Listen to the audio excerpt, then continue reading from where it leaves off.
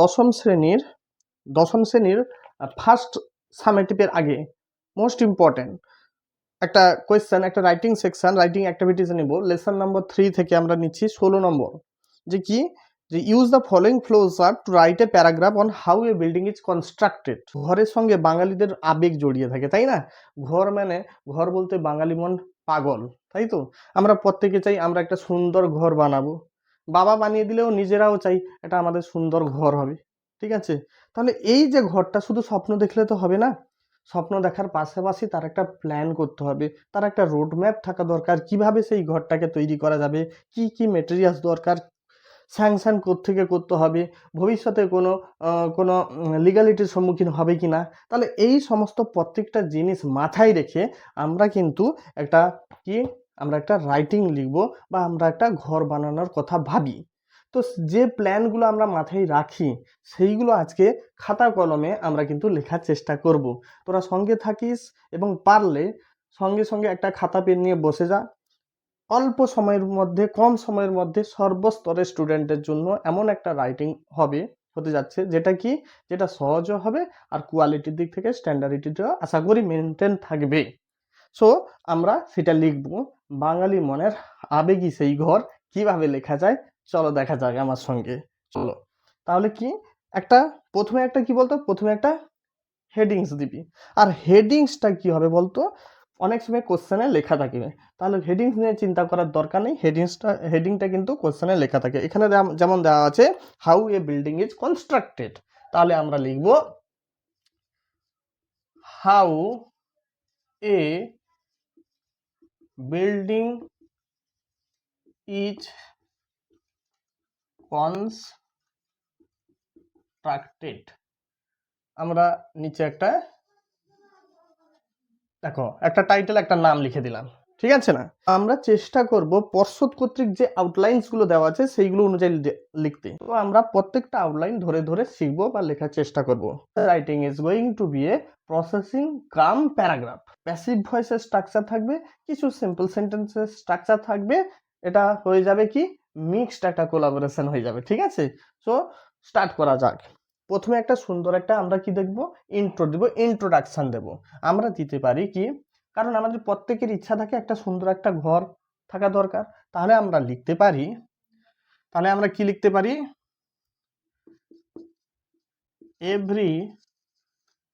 everybody has a strong কি গো, strong desire কি, টু হ্যাভ, যাতে থাকে, to have a beautiful house. আচ্ছা, লাইনটা একটু নিচে নেমে গেছে, ওকে ঠিক আছে, no problem. Everybody have a strong desire to have a beautiful house. প্রত্যেকেরই একটা মনের ইচ্ছা থাকে একটা সুন্দর একটা ঘর বানাবে। তাহলে but before that,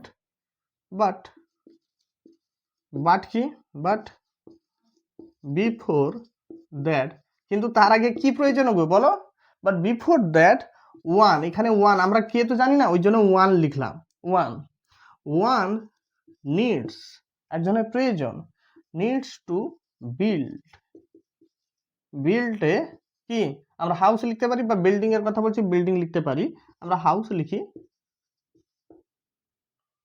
but before that one needs to build a house. The process of কি গো, কনস্ট্রাক্টিং কি এ বিল্ডিং, বারবার হাউস হয়ে যাচ্ছে, building, the process of constructing A building কি, এটা কোনো রকেট সায়েন্স নয়, ইজ নট রকেট সায়েন্স। তোরা এই ওয়ার্ডগুলো অনেকবার শুনেছিস, কিন্তু এক্স্যাক্টলি পুট আপ করা, এক্স্যাক্টলি সঠিকভাবে প্রয়োগ করা সেটা জানতে হবে। ইজ নট, কিন্তু এই যে রকেট সায়েন্স দিয়ে দিলাম, দেখ কতটা স্ট্যান্ডার্ডিটিটা বেড়ে গেল। তাহলে the process of constructing A building is not a rocket science. তাহলে কি, যেহেতু এটা প্যারাগ্রাফ, আবার প্রসেসিং হলে আর একটু ছোট লিখলে হতো, প্যারাগ্রাফের জন্য একটু ইন্ট্রোটা বড় করে দিয়ে দিচ্ছি।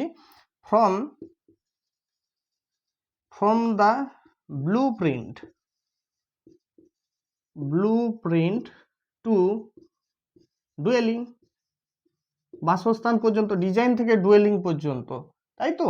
From the blueprint to dwelling, it মানে কি?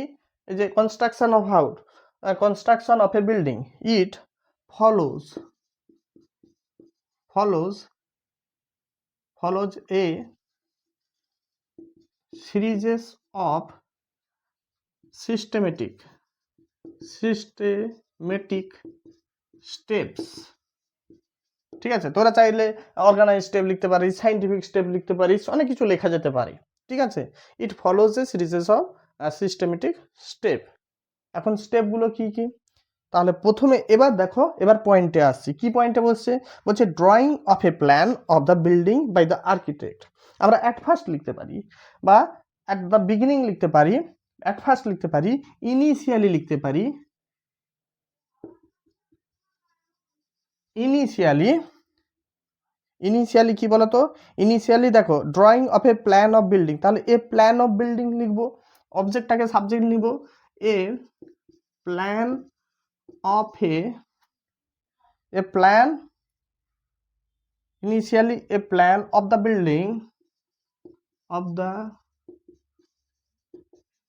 building is কি হচ্ছে? is drawn, টানা হচ্ছে কার দ্বারা গো? By the architect. তাহলে আর্কিটেক্ট হয়ে গেল। তারপরে কি বলছে? গেটিং দ্য প্ল্যান স্যাংশন, মানে ওই প্ল্যানটাকে স্যাংশন করা হচ্ছে। তাহলে কি? প্ল্যানটাকে অবজেক্ট হিসেবে লিখতে পারি, অথবা আমরা এটাকে যোগ করে দিতে পারি, অ্যান্ড সাবসিকুয়েন্টলি ইট মানে ওই প্ল্যানটা, এর আগে কার কথা বলা হচ্ছে? প্ল্যানটার কথা বলা হচ্ছে। তাহলে ইট ইজ, সবকিছু কিন্তু প্রেজেন্ট টেন্সে হচ্ছে, কারণ আমরা পরীক্ষা খাতায় লিখছি যাতে তোর যে প্ল্যান মাফিক এভাবে করা হয়। ইউনিভার্সাল স্ট্রাকচার, এটা অতীতেও এরকম ফলো করা হয়েছে, এখনো চলছে, হয়তো ভবিষ্যতেও চলবে এই পদ্ধতিটা, মানে এটা বেসিক পদ্ধতি, সেই জন্য আমরা প্রেজেন্ট টেন্সে লিখছি। তাহলে সাবসিকুয়েন্টলি ইট ইজ কি? ইট ইজ স্যাংশন আছে, তোমরা স্যাংশন লিখতে পারো, অ্যাপ্রুভ লিখতে পারো, আমরা যেটা আছে সেটা লিখবো যাতে সুবিধা হয় আমাদের। স্যাংশনড কোথায়? বাই দা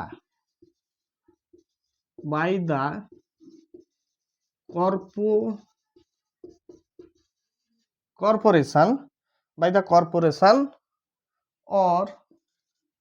or কি? Municipal authorities.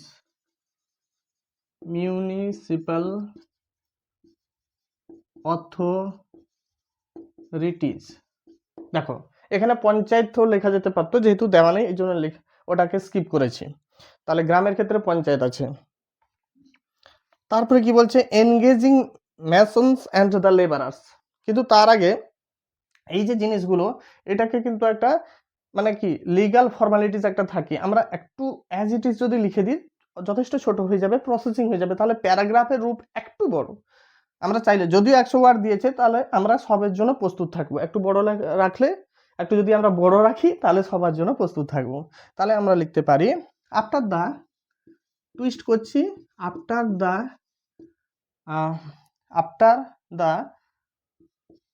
Legal formalities are completed, after the legal formalities are completed, the actual groundwork begins। দেখো, এই লাইনটা একটা অ্যাড করে দিলাম। তো after the legal formalities are completed, legal formality শেষ হওয়ার পরে অ্যাকচুয়াল কাজটা কিন্তু শুরু হয়। এবারে দেখো, engaging masons and the labourers, তাহলে এইটা অ্যাডজেক্টিভ একটা যোগ করে দিতে পারি।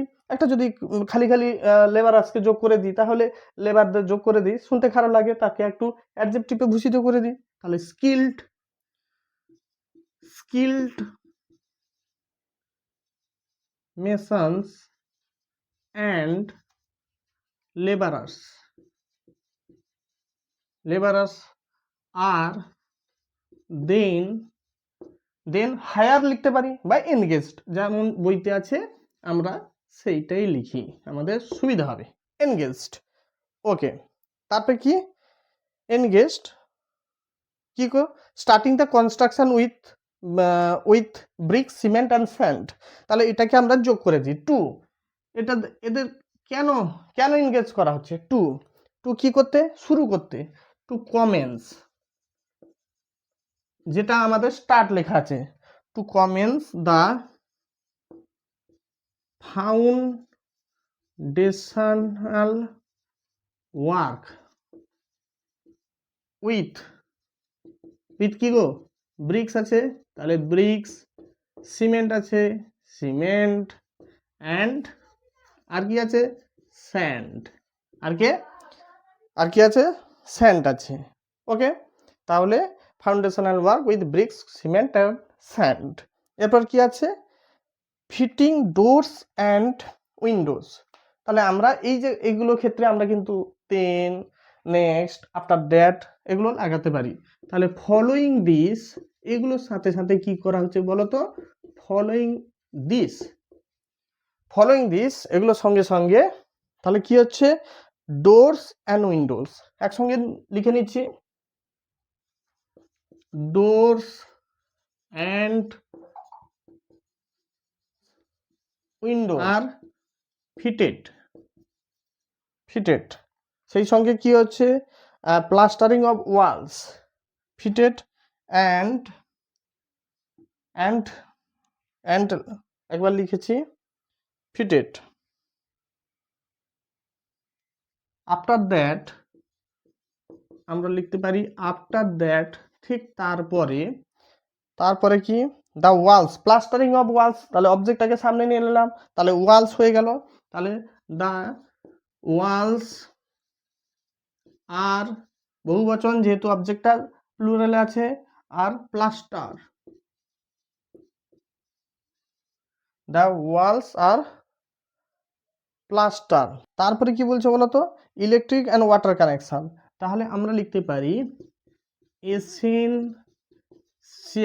এসেনশিয়াল কি গো এসেনশিয়াল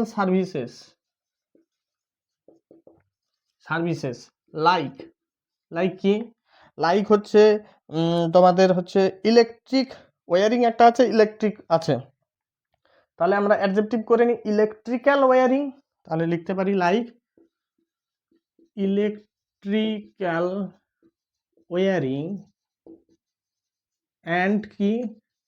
অ্যান্ড জানি না লাইনগুলো হয়তো বাঁকা হয়ে যাচ্ছে, and electrical wiring and water connections, এগুলো কি করা হয়, এগুলো ইনস্টল করা হয়, আর ইনস্টল টু কি জন্য, টু এনশিওর দ্য ফাংশনালিটি, এই যে ঘরটা যে রান করবে, ফাংশন হচ্ছে বসবাসের যোগ্য হয়ে উঠেছে, এটাকে সুনিশ্চিত করার জন্য এগুলোকে কি করা হচ্ছে, এগুলোকে ইনস্টল করা হচ্ছে, হয়ে গেল। দ্য হাউস ইজ দেন কি গো পেন্টেড, হাউসটাকে কি করা হয় পেন্টেড করা হচ্ছে, কি জন্য, টু গিভ অ্যান অ্যাট্রাকটিভ কি attractive look, to give an attractive look, আর শুধু কি লুক দেওয়া হয়, and to give an attractive look and save the house from কোত্থেকে গো, from the bad weather condition,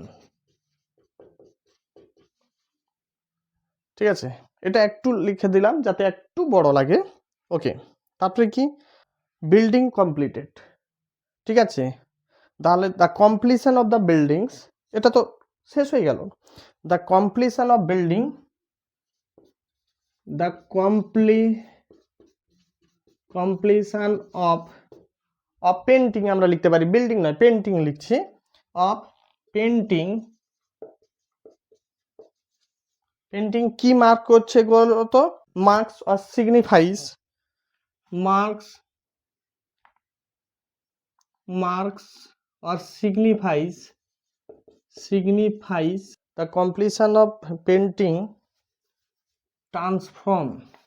পরিবর্তন করছে, transform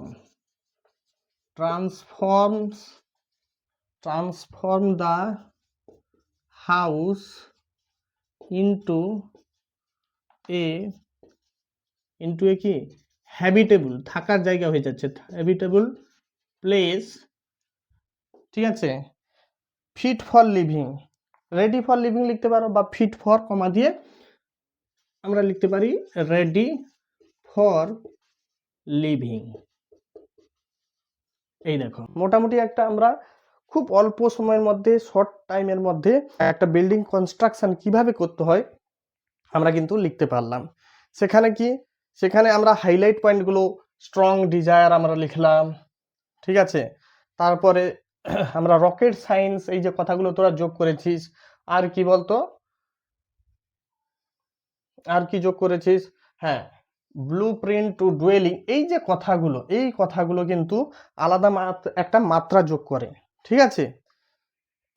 মোটামুটি আমরা সকলের সর্বস্তরের স্টুডেন্টের জন্য আমরা লিখেছি, যেখানে চেষ্টা করেছি স্ট্যান্ডার্ডিটিটাও মেনটেন থাকে এবং তোদের সোজা লাগে এবং তোরা যাতে পরীক্ষা খাতায় নামাতে পারিস, এটা যথেষ্ট ইম্পর্টেন্ট আছে। আমরা এভাবে পরপর প্রত্যেকটা রাইটিং শিখবো। অবশ্যই যদি তোরা সঙ্গে থাকিস, তোদের ভালোবাসা আর সাপোর্ট ভীষণভাবে দরকার। এগুলো যদি তোদের ভালো লাগে, আমার পড়ানোটা ভালো লেগে থাকে, অবশ্যই লাইক করবি, সাবস্ক্রাইব করবি এবং বন্ধুদের মধ্যে ভীষণভাবে স্প্রেড করে দিবি, ছড়িয়ে দিবি। ভালোবাসা ছড়ালে ক্ষতি নেই। Keep happy learning with my friendly tutorials. দেখা হচ্ছে পরের ভিডিওতে। আজকে এইটুকু, টাটা, bye bye, see you in the next video.